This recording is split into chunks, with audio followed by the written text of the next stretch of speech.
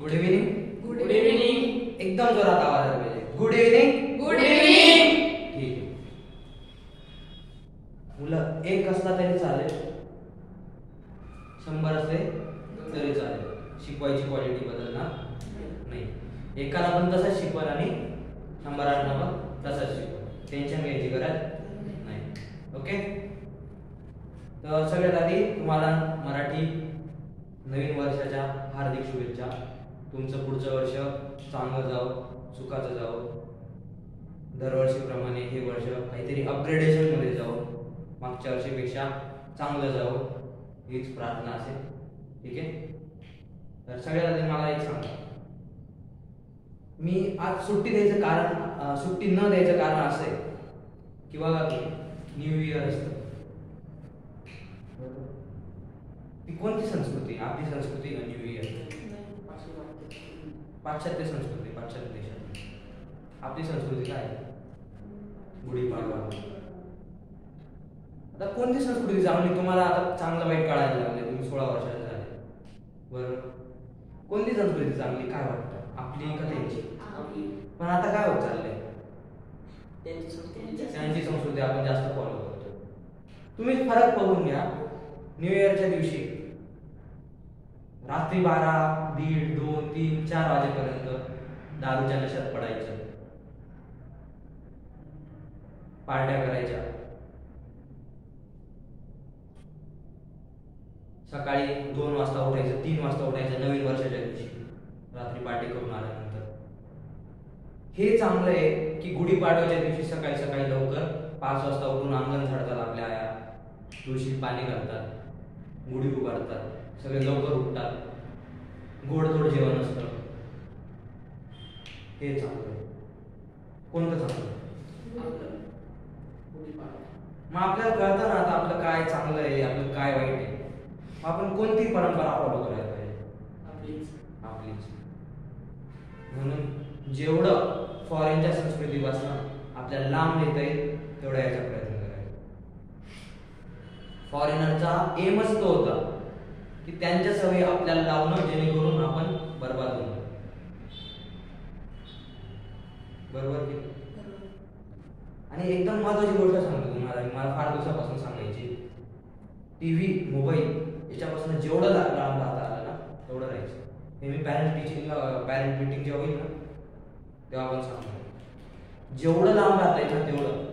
बघा आता एकदम ओपनली सांगतो मी, जेव्हापासून पिक्चर यायला लागले, पिक्चर्स यायला लागले टीव्हीवर, मूवीज यायला लागले, त्याच्यात दाखवतात मुलगा मुलगी लव वगैरे दाखवतात. बरोबर.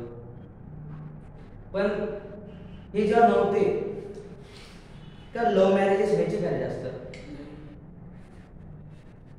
पण जेव्हापासून टीव्हीत दाखवायला लागले तेव्हापासून जास्त लव्ह मॅरेजेस होतात. फरक कोणाचा आहे? टीव्हीचा, मोबाईलचा. काहीच कामाचा नाही हा मोबाईल, हा टीव्ही आहे कामाचा. आता टीव्ही शिकवायसाठी यूज करतोय, कामाचा आहे. पण जर तुम्ही याच्यावर दिवसभर पिक्चर पाशा, हा कामाचा नाही आहे, कामाचा पण आहे. पण तो आपण भलत्या कामासाठी जास्त वापरतो, कामासाठी काही वापरत नाही. म्हणून या टीव्हीच्या, मोबाईलच्या जेवढं लांब जातात तेवढं जायचं. आपले जे हे वय असतं ना, आपण काय करतो, फॉलो करायच्या गोष्टी करतो. एखाद्याची ऍक्शन असेल, एखाद्याचं बिहेवियर असेल, ते आपण फॉलो करायचे फार प्रयत्न करतो. बघा, ऑब्झर्व करा तुम्ही. तुम्ही लहानपणापासून काय करता, कोणाचं ना कोणाचं फॉलो करता. तुमच्या आईचं, तुमच्या पप्पांचं, तुमच्या आजोबांचं फॉलो करत आलेले असतात. बरोबर की? त्याचं आपण फॉलो करून मोठं होतो. मग पिक्चर वगैरे हे पाहून ना आपली बुद्धी पण तशीच होत जाते. आज 9वी 10वीचे मुलं बिघडून चालले. 11वी 12वीचे पोरं नशा करताय. 11वी 12वी 8वी 9वीचे पोरं नशा करतात. कशामुळे? मॉडर्न व्हायचे त्यांना, मॉडर्न व्हायचे. काय फायदा आहे मॉडर्नपणाचा? आहे का काय फायदा? स्वतःचं काय नुकसान. म्हणून जेवढं पाश्चात्य संस्कृतीच्या दूर पळता आलं तेवढा पाळायचा प्रयत्न करायचा. हाच तुम्ही निर्णय घ्या, नवीन वर्षाचा संकल्प घ्या. बरोबर. 1 तारखेचा संकल्पापेक्षा ह्या आपली 1 तारीख ही समजून घ्यायची आणि इथून स्वतःला बदलायचा ट्राय करायचा. प्रत्येकाच्या आयुष्यात टर्निंग पॉईंट येतो. हा तुमचा टर्निंग पॉईंट समजून घ्या. लावून द्या, तुमचा किती जोर असेल ना लावून द्या. कळलं? मग आपण काय शिकलो होतो मागं? सगळ्यात आधी या जगातला सगळ्यात स्मॉलेस्ट पार्टिकल कोण आहे? ॲटम. ॲटमचं काय तयार होतं? मॉलिक्यूल. मॉलिक्यूलचा सेल, सेलचा टिश्यू, टिश्यूचा ऑर्गन, ऑर्गनचा ऑर्गन सिस्टीम आणि ऑर्गन सिस्टीमचा एक ऑर्गॅनिझम. मग आपण शिकलो सेल म्हणजे काल पूर्ण झाला आपला डिटेल स्टडी सेलचा. डिटेल बेसिक स्टडी झाला. डिटेल स्टडी फार मोठा आहे त्याचा. ओके, सेल कळलं तुम्हाला? ओके, मी रिव्हिजन घेतो. सगळ्यात आधी सेलचे किती टाईप असतात? मग मेन 2. पहिलं आहे प्रोकॅरियोट आणि दुसरं आहे यूकॅरियोट. कळलं? इथपर्यंत काय अडचण? प्रोकॅरियोट काय? आदम के जमाने की, म्हणजे काय फार जुनी, जगात पहिल्यांदा कोणी आलंय तर काय आले? प्रोकॅरियोट. एकदम सिंपल सेल. त्याच्यानंतर काय? यूकॅरियोट. कळलं? प्रोकॅरियोट कधी पण कसा जगतो माहिती का? सिंगल सेल, एकटा जीव सदाशिव. कोण? प्रोकॅरियोट. ओके. आणि यूकॅरियोट हा 2 टाईप मध्ये जगतो. हा काय सिंगल पण आहे आणि मल्टी पण आहे.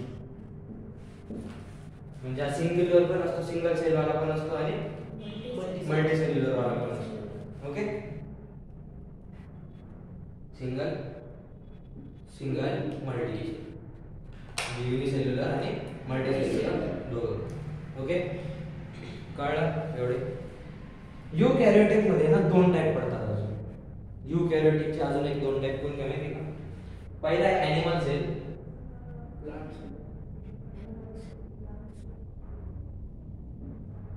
ॲनिमल सेल आणि प्लांट सेल.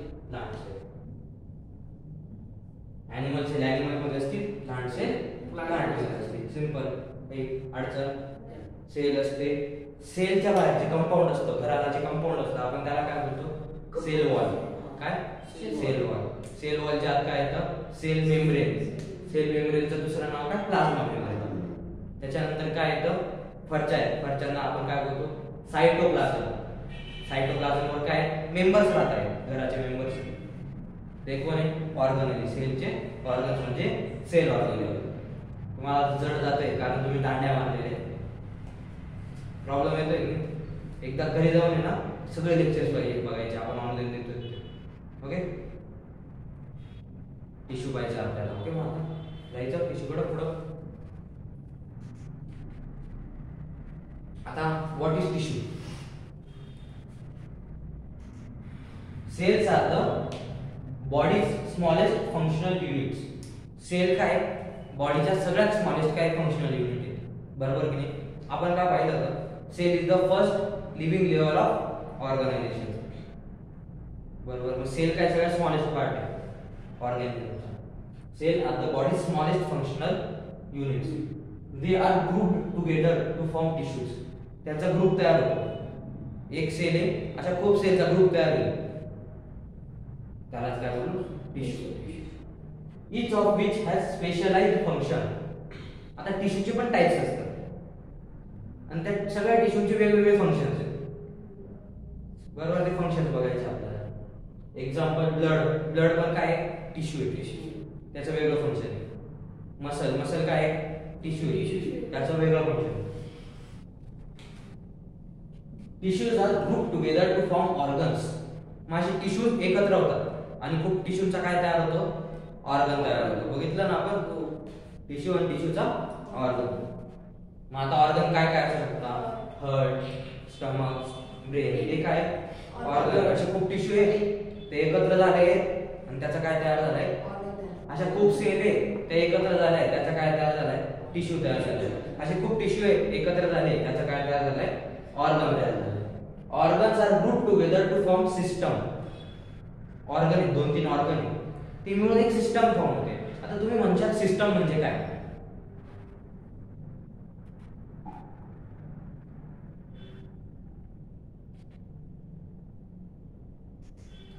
तुम्ही म्हणशाल सिस्टम म्हणजे काय?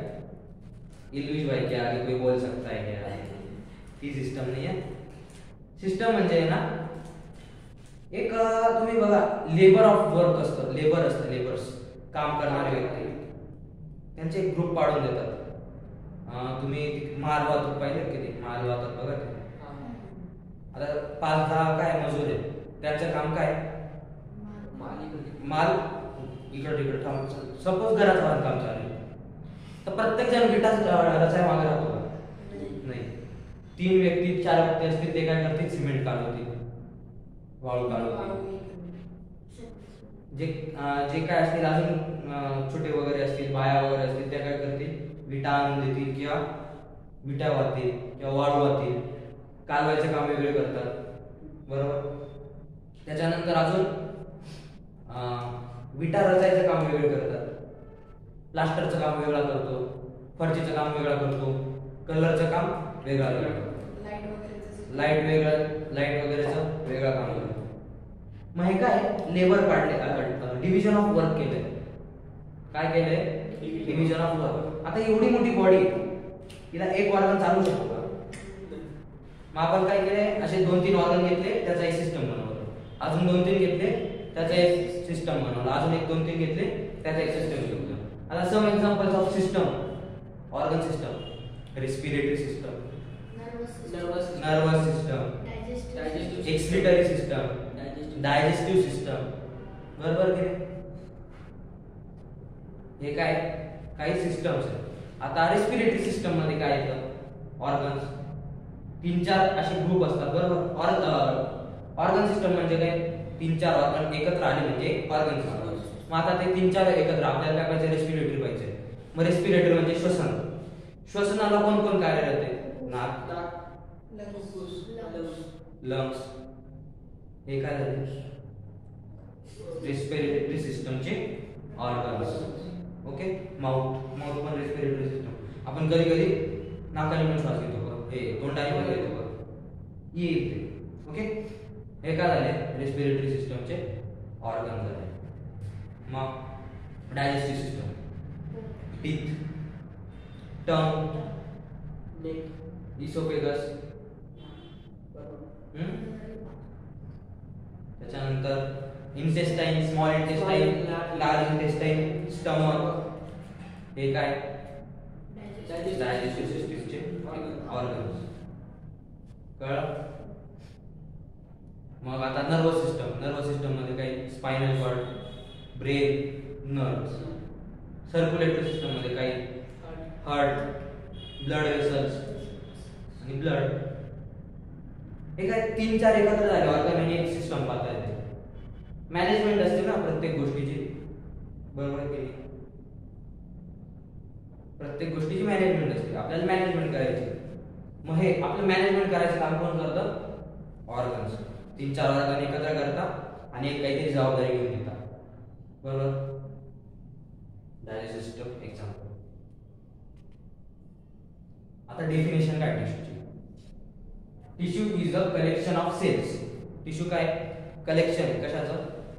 Cells which have similar structure. त्या सेलचं स्ट्रक्चर कसं असेल? सिमिलर. आता एक समजा अशी नसेल,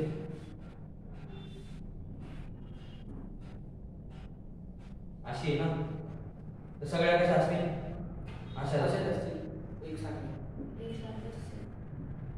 सगळ्या गोलच असतील, वाकड्या तिकडे असणार नाही. Collection of cell which have similar structure and perform relatively common functions. Function structure पण सेम असेल आणि काम पण सेमच असेल. ओके. म्हणजेच काय? Tissue is a collection of cells which have similar structure and perform relatively common functions. एकदम जोरात म्हणायचं. Tissue is a collection of cells. माझ्या मागे म्हणायचं.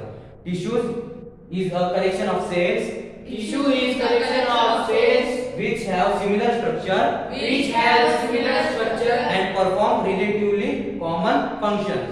and perform relatively common functions. एकदम जोरात हा, आता एकदम जोरात आवाज आला पाहिजे, आजूबाजू कंप्लीट करायला पाहिजे आपल्याला. Okay, tissues is a collection of cells Tissue is a collection of cells which have similar structure which have similar structure and perform relatively common functions. and perform relatively common functions. म्हणजे काय की sale आहे काय, sorry tissue आहे. Tissue कशाचा बनलाय, खूप सेलचा बनलेला आहे आणि ते सेलचं काय स्ट्रक्चर काय सेम आहे आणि काम पण काय सेम आहे. म्हणजेच काय टिश्यू. कळलं काही अडचण नक्की टिश्यू सांगता येईल आता. बाकी शिकले तुम्ही काय केलं समजले, फरक बोललो होतो की लक्षात राहील की टिश्यू. तुम्ही 11वी जा 12वी जा 13वी जा 14वी जा 15वी जा आयुष्यभर काय राहील लक्षात राहील. कळलं पुढे जायचं. आता टिश्यूचे 4 टाईप असतात आपल्या बॉडीत. किती 4, लक्षात इकडं 4 टाईप असतात. पहिला epithelial tissue, connective tissue, muscular tissue, nervous tissue. हे काय टिश्यूचे 4 टाईप.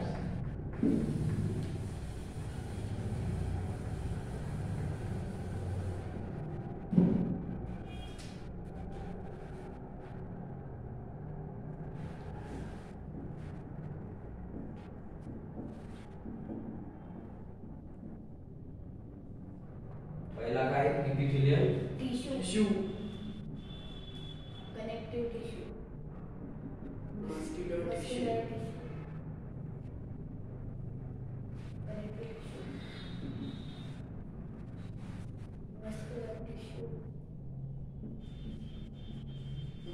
नर्वस टिश्यू,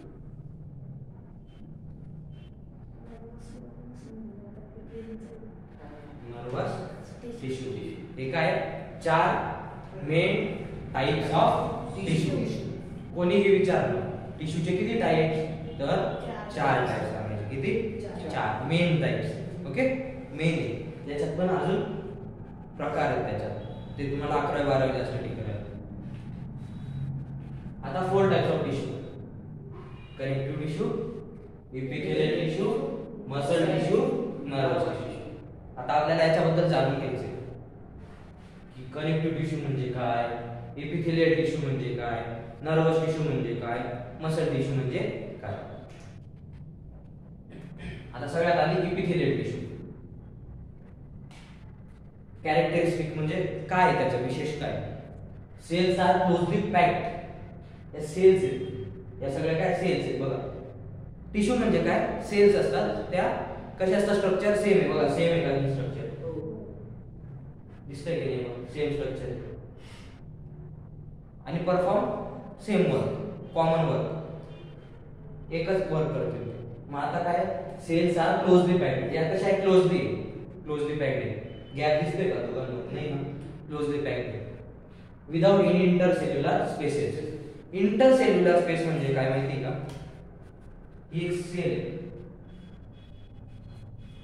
आणि ही एक सेल आहे, या दोन कशा एकमेकांना टच. मग इंटरसेल्युलर स्पेस म्हणजे काय, याच्यात जर थोडीशी भी जागा असेल, या दोन सेल मध्ये जर जागा असते, त्या जागेला काय बोलतो आपण, इंटरसेल्युलर स्पेस. इश्यू नाही, स्पेस, इंटरसेल्युलर स्पेस. तुमच्या मनातून चुकतो का, दोन सेलच्या आतमधली जागा म्हणजे इंटरसेल्युलर स्पेस. कळलं. Packed without any intercellular spaces. Without म्हणजे ज्याशिवाय, कोणाच्या शिवाय, इंटरसेल्युलर स्पेसच्या शिवाय ते पॅक्ड. स्पेस आहे का मध्ये, नाही. लाय ऑन बेसमेंट मेम्ब्रेन, खाली ना बेसमेंट मेम्ब्रेन असतं, पुढे समजेल तुम्हाला, त्याच्यावर ते आहे. कोण, एपिथेलियल टिश्यू. हे जे गोल गोल दिसतंय हे काय न्यूक्लियस आहे. न्यूक्लियस मध्ये असतं ना, सेंटरला असतं, बेसमेंट मेम्ब्रेन हे सायटोप्लाझम, हे जे आजूबाजू दिसते का हे सगळं सायटोप्लाझम. काय सायटोप्लाझम.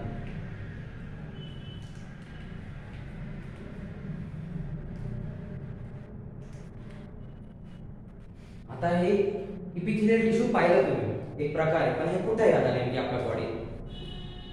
हा क्युरिओसिटी आली असेल का नाही तुम्हाला? तुम्ही केली कधी क्युरिओसिटी जाणून केली का?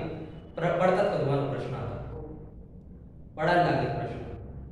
IPL पाहताय, तुम्हाला प्रश्न पडतो का हा बॉल कट लागून इनसाइड एज लागून खालीच कावर गेला, वर कावर गेला नाही? आउटसाइड एज लागून वरतीच कावर गेला, खाली कावर गेला नाही? बॉल वरती कावर गेला, खाली कावर नाही आला? म्हणजे बॉल खाली कावर आला, वरती जाऊन वरतीच कावर निवडून गेला? कारण ग्रॅव्हिटेशन फोर्स नाही. हे प्रश्न पडायला पाहिजे. आकाश चोपडा बोलतो हे सीधा स्पेस में जाएगी, ती खरंच स्पेस मध्ये कावर गेली ती? प्रश्न पडायला पाहिजे तुम्हाला, कळलं? आता एक प्रश्न तुम्हाला पडला का नाही मला नाही माहिती, पण पडायला पाहिजे की इपिथेलियल टिश्यू नेमकी असतात कुठं आपल्या बॉडीत? टिश्यू म्हणजे आपल्या काय बॉडीचा पार्ट आहे, पण टिश्यू कुठे आपल्या बॉडीत? मग इपिथेलियल टिश्यू बघतोय आपण. Found covering the body and lining cavities and tubes. आपली जी बॉडीची कव्हरिंग आहे का हीच काय इपिथेलियल टिश्यू.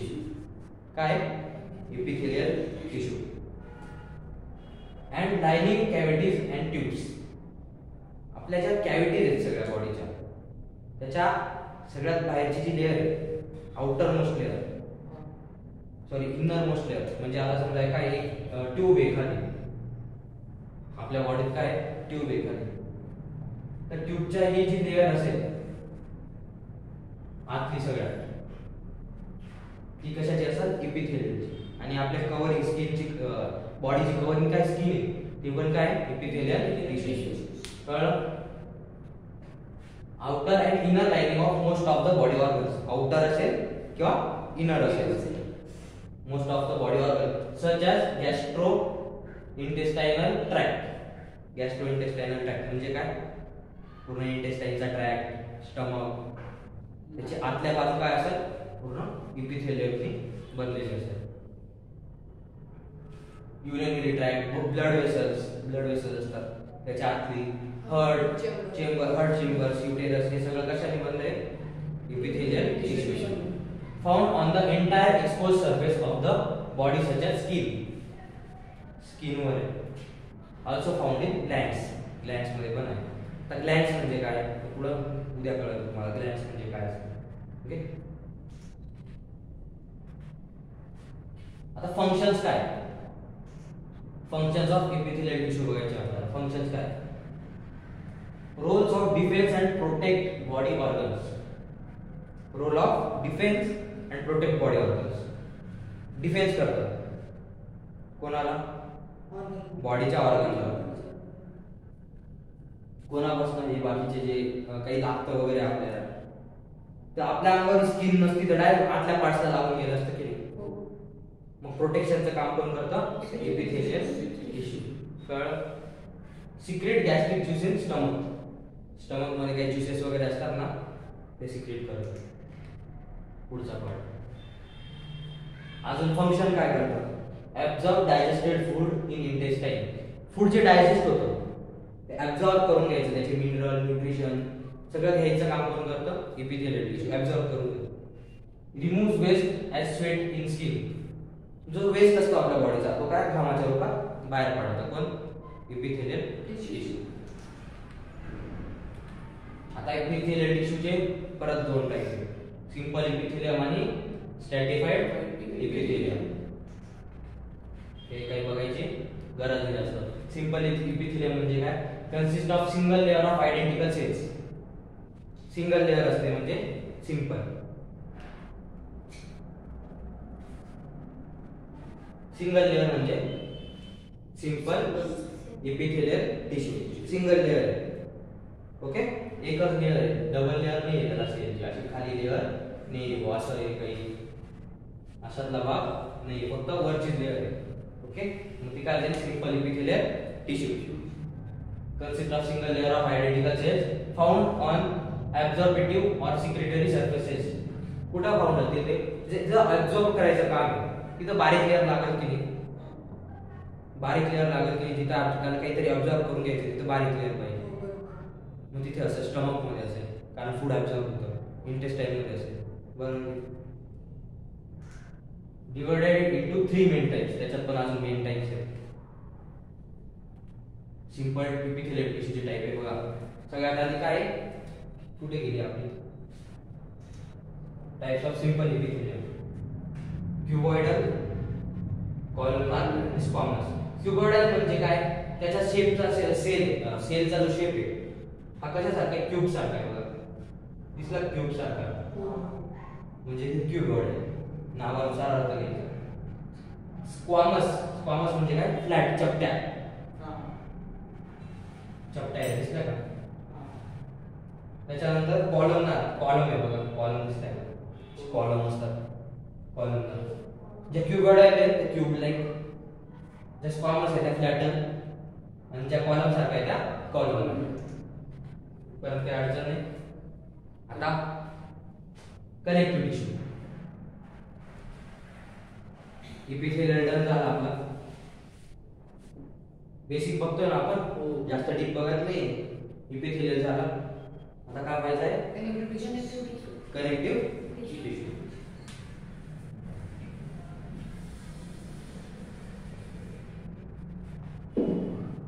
आता कनेक्टिव्ह टिश्यू काय, it is most abundant tissue in the body. Abundant म्हणजे काय, आढळणारा, फार जास्त आढळणारा टिश्यू आपल्या बॉडीत. सगळ्यात जास्त कोण आहे, कनेक्टिव्ह टिश्यू सगळ्यात जास्त आपल्या बॉडीत. Connective tissue cells are more widely separated from each other than in epithelial tissue, and intercellular substance matrix is present in larger amount. म्हणजे आता काय, कनेक्टिव्ह टिश्यूच्या सेल्स आहेत त्या काय सेपरेट आहे अशा. म्हणजे आपण काय पाहिलं इथं एपिथेलियल टिश्यू अशा चिपकून होते बरोबर, पण कनेक्टिव्ह टिश्यूच्या कशा असतील जराशा लांब असतात, अशा लांब गॅप आहे बघा, गॅप आहे नाही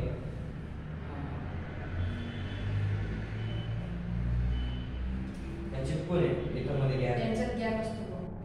मग काय असेल त्या गॅपला काय बोलतो आपण, कोणती स्पेस, इंटरसेल्युलर स्पेस. कशात असेल, कनेक्टिव्ह टिश्यू काय असेल, intercellular space and intercellular substance. आणि हे स्पेस असतात त्या नुसतं मोकळी स्पेस राहील का, मग या स्पेस मध्ये ना काहीतरी सबस्टन्स असतं असं लिक्विड सारखं. त्यालाच काय बोलतात, इंटरसेल्युलर मॅट्रिक्स. काय, intercellular matrix is present in larger amount. Larger amount का बरं, कारण गॅप आहे. गॅप भरायला काय लागेल, लिक्विड लागेल ते, बरोबर की नाही. आता सिमेंट आहे, ब्रिक आहे, ती जर जास्त लांब लावलं 2 मीटर अशा लावल्या साईडला, दोघांचं अंतर जास्त ठेवलं तर मध्ये सिमेंट जास्त लागेल की नाही, मध्ये सिमेंट जास्त लागेल की नाही. मग तसं 2 सेल्स एकमेकांपासून लांब आहे तर मधली जागा भरायला कोण लागेल, इंटरसेल्युलर मॅट्रिक्स किंवा सबस्टन्स. कळलं. मग तो काय याच्यात जास्त आहे, कशात, connective tissue. Made up of cells like fibroblast, fat cells, macrophages, leucocytes and mast cells. हे काय सेलचे एक्झाम्पल्स. ह्या त्या सेल्स आहे, neutrophil, macrophage, fibroblast, mast cell, fat cell. आता फंक्शन्स काय कनेक्टिव्ह टिश्यूचे, काय ते तुम्ही जाणता की काय लांब आहे ते. आता फंक्शन काय, प्रोव्हाइड सपोर्ट प्रोव्हाइड करतो.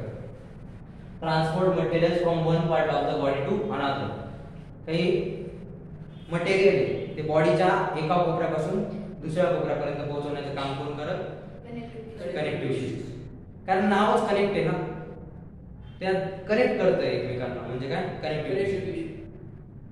स्टोर एनर्जी स्टोर करतं, प्रोटेक्शन देतं आणि इन्सुलेशन. आता टाइप्स काय कनेक्टिव्ह टिश्यूचे, लूज आहे त्यालाच काय बोलतो, एरिओलर कनेक्टिव्ह टिश्यू. त्याच्यानंतर ॲडिपोस टिश्यू, रेटिक्युलर टिश्यू किंवा lymphoid tissue, dense connective tissue, cartilage, bone, fluid connective tissue. आपल्याला उद्या काय काय बघायचं माहिती का, कार्टिलेज, बोन हे बघायचं आणि फ्लुइड कनेक्टिव्ह टिश्यू मध्ये ब्लड वगैरे बघायचं आहे. आता कनेक्टिव्ह टिश्यू बघा काय काय. Loose connective tissue, loose part आहे बघा, जर आपल्या मांडीचा लूज पार्ट असतो तो काय लूज कनेक्टिव्ह टिश्यू. त्याच्यानंतर काय फायबरस कनेक्टिव्ह टिश्यू, फायबर आहे. फायबरच्या वस्तू बघा तुम्ही अशा बेंड होतात, फार बेंड होतात. माझा दोन जॉईंटच्या मधले जे फायबर आहे तो जास्त बेंड व्हायला लागतो बरोबर आपल्याला, मग काय त्याचं नाव फायबरस कनेक्टिव्ह टिश्यू. त्याच्यानंतर ब्लड आहे, ब्लड पण काय कनेक्टिव्ह टिश्यू. त्याच्यानंतर कार्टिलेज आहे, त्याच्यानंतर काय ॲडिपोज टिश्यू आहे, बोन आहे. कनेक्टिव्ह टिश्यू पूर्ण बॉडीला कनेक्ट केलेलं आहे की नाही ते टिश्यू म्हणजे कनेक्टिव्ह टिश्यू. बोन आणि कार्टिलेज मधला फरक काय माहिती का? एक तुम्हाला बेसिक फरक सांगतो फक्त. बोन कसा असतो माहिती का? सॉलिड असतो, फार कडक असतो, एकदम हार्ड असतो. कसा असतो? हार्ड. पण कार्टिलेज इलॅस्टिक असतो. कसा? Elastic, stretchable. आता आपला हात आहे, हा वाकल का? मग हा काय झाला? बोन. काय? बोन. आणि कार्टिलेज आपला कान, बोनच येतो पण काय सॉरी कार्टिलेज येतो. कसा आहे? इलॅस्टिक आहे. तुम्हाला काय वाटतं हार्ड आहे असं? हे काय कार्टिलेज आहे. नाक, आईज नाही. कुठं हाड आहे सांग तुझ्या डोळ्यात? हाड आहे का रे? कळलं कार्टिलेजचं फरक कसं असतं? कार्टिलेज इलॅस्टिक असतं, ओके, हार्ड राहत नाही. कळलं? एवढाच बेसिक फरक आहे. कुणी सांगितलं का कुठे आहे कार्टिलेज? हे बाय कार्टिलेज, हे बाय cartilage, okay.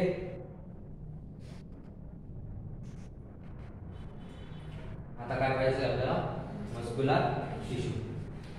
It is made up of muscle cells which unite to form muscle. Muscle cell असतात, एकत्र झाल्यावर काय बनल? Muscle tissue. It contracts and relax rhythmically. Muscle contract होते, रिलॅक्स. कॉन्ट्रॅक्ट म्हणजे काय? ताण. मी आता हे असं करतोय, अशी करा हात, अशी करा, बॉडी दाखवा. शनी देवलची बॉडी आपल्या बॉड्या हे मसल काय होते? कॉन्ट्रॅक्ट होते. आपण ताणतो ना, काय होते? कॉन्ट्रॅक्ट. सोडलं काय झाले? रिलॅक्स. एक रिदम नुसार होते, ते रिदम असते. आता अशी कॉन्ट्रॅक्ट केली, रिलॅक्स केली, रिदम आहे की नाही त्याला? आपण जसं फिरवत असतो. तर जे काही मसल्स असतात ना ते ऑटोमॅटिक रिदम मध्ये असतात, त्यांना आपण कंट्रोल नाही करू शकत. आणि जे काही असतात त्यांना आपण कंट्रोल करू शकतो. हार्ट आहे, हार्टला आपण कंट्रोल करू शकतो. थांबवायचे, थांब, त्याचं त्याचं चालत राहतं ते. किती पण आपण प्रयत्न करा, श्वास थांबवू शकतो, हार्ट थांबवू शकतो का बीट करणं? मग ते काय ऑटोमॅटिक रिदम मध्ये, एका रिदम मध्ये. त्याची रिदम बिघडली म्हणजे आपलं आयुष्य खल्लास. उपरवाले को प्यारा.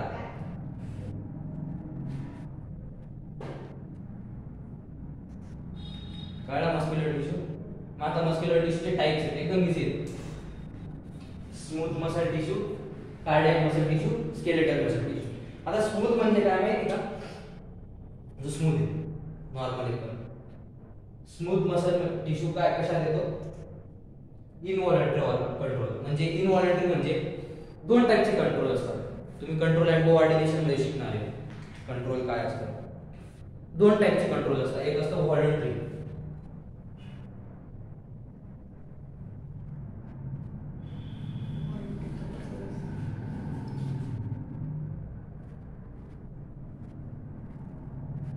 व्हॉलंटरी आणि इनव्हॉलंटरी. व्हॉलंटरी आणि इनव्हॉलंटरी. म्हणजे व्हॉलंटरी म्हणजे काय?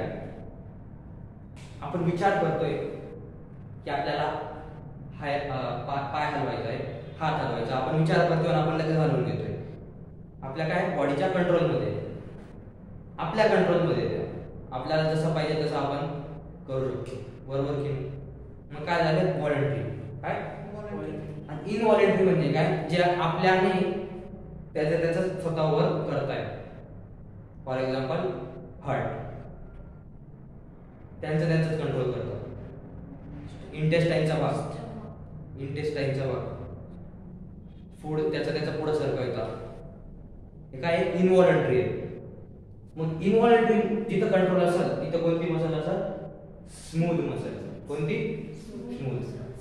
कळलं?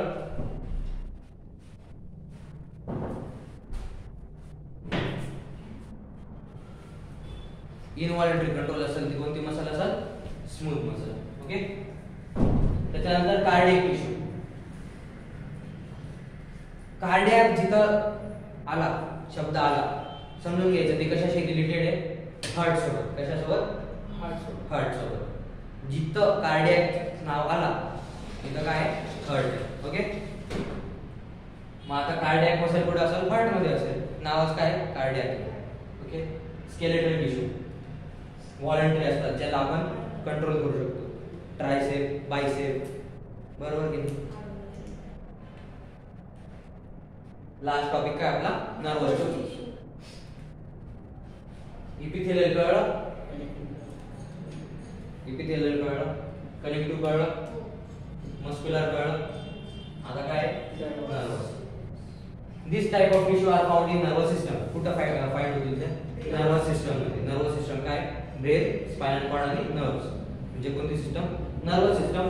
टाइप्स काय? काही एक्साइटेबल आहे आणि काय नॉन एक्साइटेबल सेल्स आहे. आता एक्साइटेबल नॉन एक्साइटेबल काय ते नंतर कळेल तुम्हाला, पुढे कळेल बघा. आता फंक्शन्स काय ते जाणून घ्या.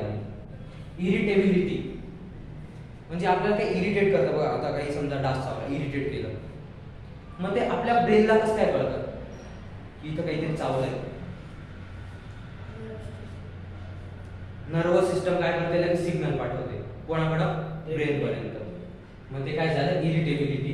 The capacity to react to various physical and chemical agents. म्हणजे काही रिॲक्शन करतो आपण, त्याची कॅपॅसिटी कोण देतं आपल्याला? नर्वस टिश्यू देतो. Conductivity, the ability to transmit the resulting reaction from the point to another. Irritability काय?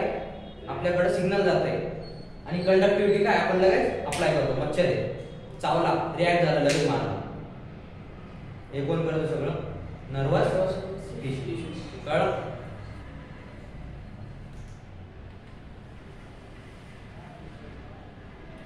आता न्यूरॉन काय असतात? आपण एक्साइटेबल पाहिलं आणि नॉन एक्साइटेबल पाहिलं. तर एक्साइटेबल काय? न्यूरॉन आहे. ऑल्सो नोन एज न्यूरॉन और नर्व सेल. त्यालाच काय बोलतो आपण? नर्व सेल पण बोलतो. काय? Electrically excitable cell that receive process and transmit information through electrical and chemical signals. Information ते काय करतात? ट्रान्समिट करतात. एका पार्ट पासून दुसऱ्या पार्ट पर्यंत इन्फॉर्मेशन ट्रान्सपोर्ट करायचं काम कोण करत? Nerve cells. It is the working unit of nervous system. Nervous सिस्टमचं वर्किंग युनिट कशावर झालंय? नर्व सेल और consist of cell body with cytoplasmic extension, dendrite, axon and pole. हे काय आहे?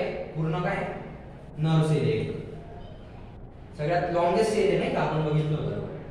पूर्ण बॉडीची सगळ्यात लॉंगेस्ट सेल कोण आहे? Nerve cell. Human body. हे काय आहे? हे जे मधलं आहे हे काय? न्यूक्लियस. याला काय बोलतात? Branches dendrites. हे काय? एक्झॉन. त्याच्यानंतर हे काय? Axon terminal. याला काय बोलतात? Cell body. सेलच्या आतमध्ये बॉडी म्हणजे सेल बॉडी. हे काय?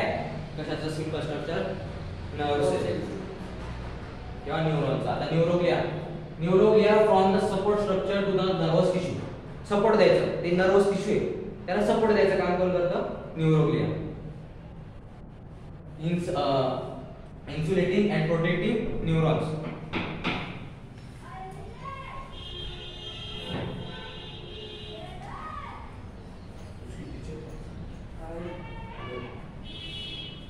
न्यूरॉन्सला सपोर्ट द्यायचं काम कोण करेल? न्यूरोग्लिया करेल. ओके. They are astrocytes. हे काय तुम्हाला जास्त येणार नाही, फार डीप मध्ये. न्यूरोग्लिया म्हणजे आता एक्साइटेबल आणि नॉन एक्साइटेबल म्हणजे काय? एक्साइट म्हणजे हे काय? हे पूर्ण एक नर्व सेल आहे. बरोबर? Nerve cell. मग हे काय करते? इन्फॉर्मेशन द्यायचं काम करतं. एक्साइट करतं ना ते. इन्फॉर्मेशन एक्साइटेड असतं. इकडे इकडची इन्फॉर्मेशन तिकडे दे, तिकडची इकडे दे. पण हे काय? हे काय? न्यूरोग्लियर सेल आहे. हे काय करतं फक्त धरून ठेवलं त्यांनी न्यूरॉन. त्यांचं काम काय फक्त धरून ठेवणं. मग हे काय झाले नॉन एक्साइटेबल सेल्स. आजसाठी एवढंच. आपण बाकीचं डीप मध्ये उद्या बघू. तुम्ही आले तर मनापासून धन्यवाद. थँक्यू. Tata bye bye. जमलो तर उद्या परत भेटू.